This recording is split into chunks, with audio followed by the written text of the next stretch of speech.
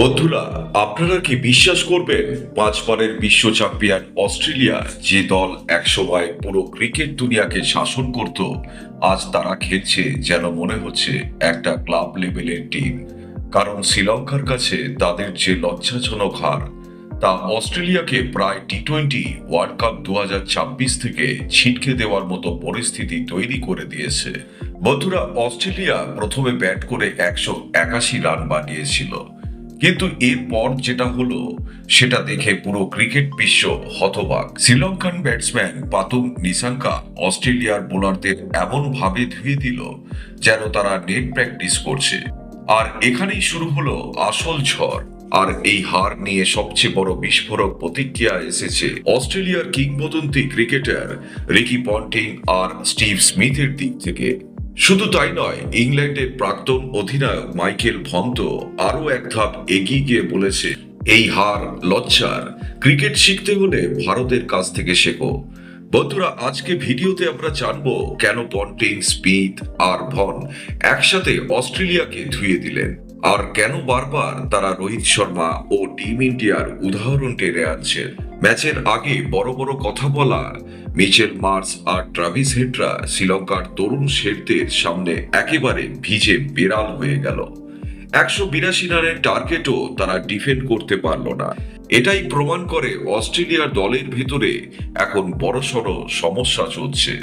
Ricky Ponting যেটা বললেন সেটাই সবচেয়ে বড় ধাক্কা। পন্টিং বলেন, এটা সেই অস্ট্রেলিয়া দল নয় যাদের আমি চিনতাম।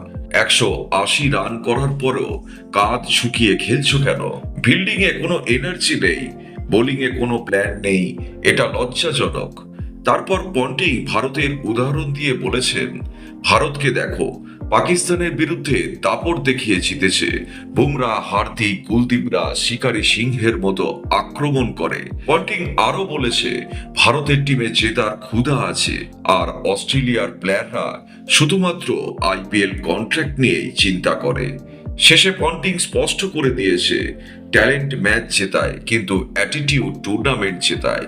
আর এখন সেই অ্যাটিটিউড শুধুমাত্র ভারতের কাছেই আছে।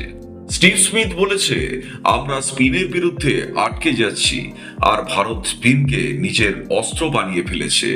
তিনি আরো বলেন, ভারতের কাছে কুলদীপ, অক্ষর, বরুণের মতো ম্যাচ উইনার স্পিনার আছে, কিন্তু আমাদের ব্যাটসম্যানরা স্পিন খেলতেই ভয় পাচ্ছে। আর নিশাঙ্কার ইনিংস দেখিয়ে স্মিথ বলেছে, ও দেখিয়ে দিল স্পিনকে কিভাবে আত্মবিশ্বাস নিয়ে খেলতে হয়। বন্ধুরা, এখানেই শেষ নয়। ইংল্যান্ডের মাইকেল ভন বলেছে, অস্ট্রেলিয়ার পতন শুরু হয়ে গেছে। এখন বিশ্ব ক্রিকেটে শুধু একটাই দল রাজত্ব করবে, ভারত।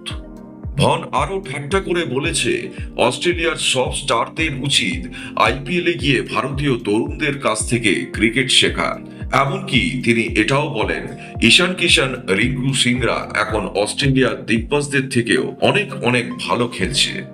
বন্ধুরা, এখন অস্ট্রেলিয়ার অবস্থা এমন যে মিডিয়াও তাদের নিয়ে লিখছে এন্ড অফ অ্যান এরা। এক অস্ট্রেলিয়ান সাংবাদিক লিখেছে, আমরা শ্রীলঙ্কাকে নিয়ে হাসতাম, কিন্তু এখন তো আমরা গ্রুপ স্টেজেই হেরে যাচ্ছি।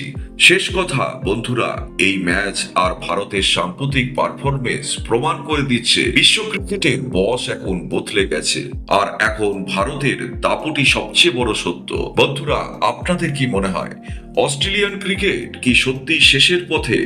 আর ভারত কি এবার টি-20 ওয়ার্ল্ড কাপ 2026-এর সবচেয়ে বড় দাবিদার? কমেন্টে লিখুন, বস ইন্ডিয়া। Bye bye Australia. ভিডিওটা লাইক করুন, শেয়ার করুন, আর চ্যানেল সাবস্ক্রাইব করুন, কারণ আমরা নিয়ে আসবো আপনাদের জন্য ওয়ার্ল্ড কাপের সব বড় আপডেট। জয় হিন্দ, জয় ভারত।